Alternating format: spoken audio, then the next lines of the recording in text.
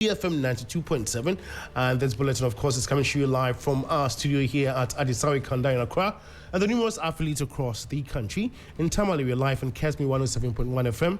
Around the world, we're streaming live on 3news.com. My name is George Kwaning. Top of the stories is former Chief Justice of Kufu resigns as Council of State member. Also, crack team of investigators arrive in Cape Coast following death of University of Cape Coast level 200 student. And much later, petrol, diesel and LPG ex-pump prices projected to decrease in the next pricing window starting from today. We're expecting a very sharp no drive down to the fuel prices as far as diesel, petrol, and even LPG is concerned. We have details of these headlines and many more coming up shortly. Stay with us.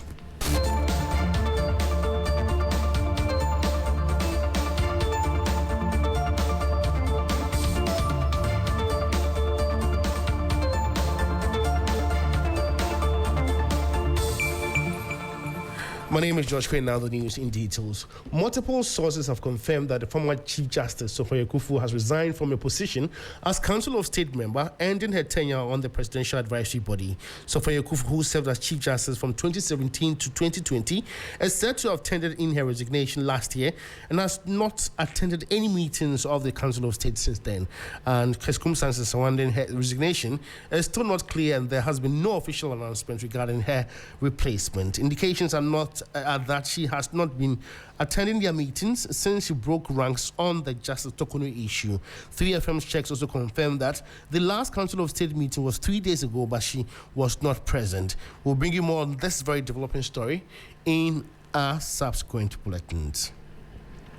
An Accra High Court will today rule on an application by Auntie Kwame Appiah-Kubi, lawyer for the NPP Ashanti Regional Chairman Bernard Enchiboisiakon, also known as Chairman Wuntumi, and Akonta Mining Limited, seeking leave to withdraw his legal services to his client. The motion seeks an order of the court permitting him to cease acting for the first and third accused persons in an ongoing Akonta Mining Limited criminal trial.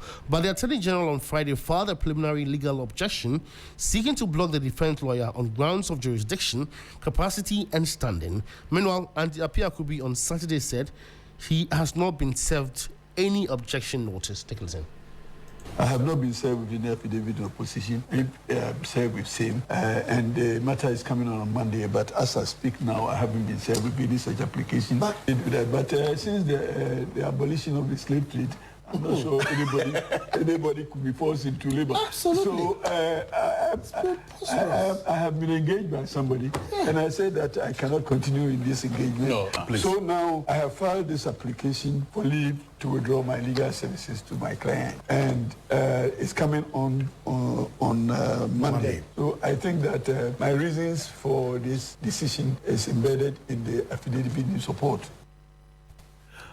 Auntie Appiah-Kubi is the lawyer for Enchiboisiakon, also known as Chairman Wuntumi. If you just tune in, you're listening to the Morning News on 3FM 92.7 with me, George Kwaning. Now, the Inspector General of Police, Christian Titanyonu, has deployed a special team of experienced investigators and intelligence officers to the Central Region to support investigations into the death of 20-year-old University of Cape Coast student Avinu Innocentia. The deceased, a level 200 student of University of Cape Coast, was identified by family members on June 13, 2026, following police appeals to the public after her body was discovered and washed ashore at a beach in Cape Coast. Meanwhile, the Minister of Education, Haruna Iddrisu, has described the incident as tragic and directed the management of the University of Cape Coast to work closely with the Ghana Police Service to investigate the circumstances surrounding the student's death. Management of the Salaga Hospital in the East Gonja district have taken steps to install CCTV cameras at the hospital to provide adequate security following the disappearance of the old baby from the facility. 2 people have been arrested in connection with the incident. The case is adjourned to June 18. According to the administrator of the hospital, the incident has left staff traumatized and affected service delivery. As health professionals, so we are promoters, we still have to render attend to the patient. They are the same day who are being invited to the police station day in, day out. It's interrupting their work. The medical superintendent had, at a point, had to suspend elective surgeries because he's the leader and he's the same person that is running around with the rest of the management members, attending meeting fact finding, teams here and there. So it has really interrupted our work, and we have been down. We have had sleepless nights as managers. And then I believe same is also going to the staff are experiencing same.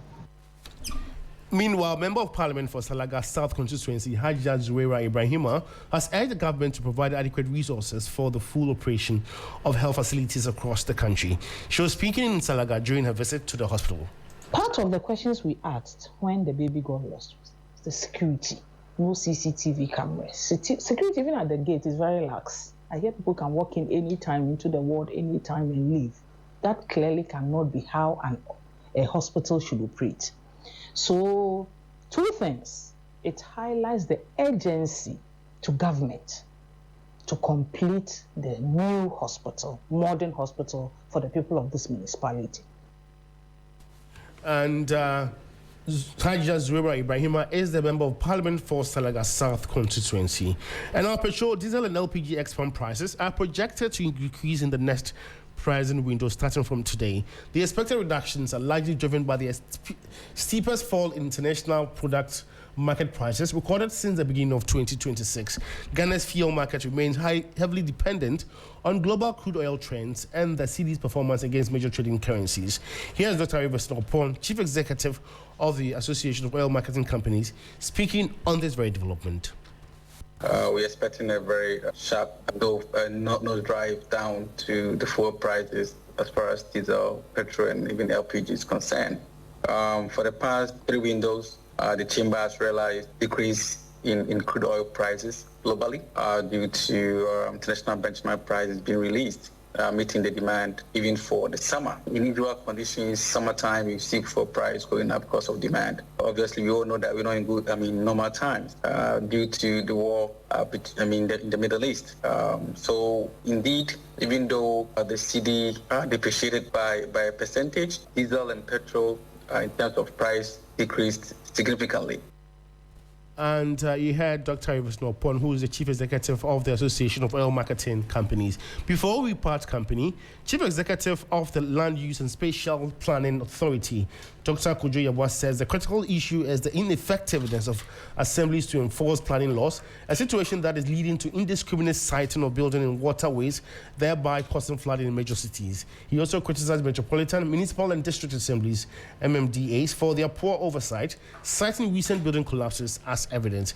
He spoke on TV3 Hot Issues with my colleague, Kemini Emmanuel. We have the laws in place, but the enforcement of the laws with regard to its implementation has always been the challenge. The assemblies are responsible for the preparation of the spatial plans to guide the fiscal growth and developments within their areas of jurisdiction. And the law says that every development should have a permit from the assembly. Yes. But unfortunately, some of the assemblies, they have not been able to prepare these plans. But the chiefs or the landowners, they go ahead and also allocate these lands. Well, that's how we enter the morning news. For more news updates, you'd want to log on to our website, s3news.com. And we're back for business. Stay with us.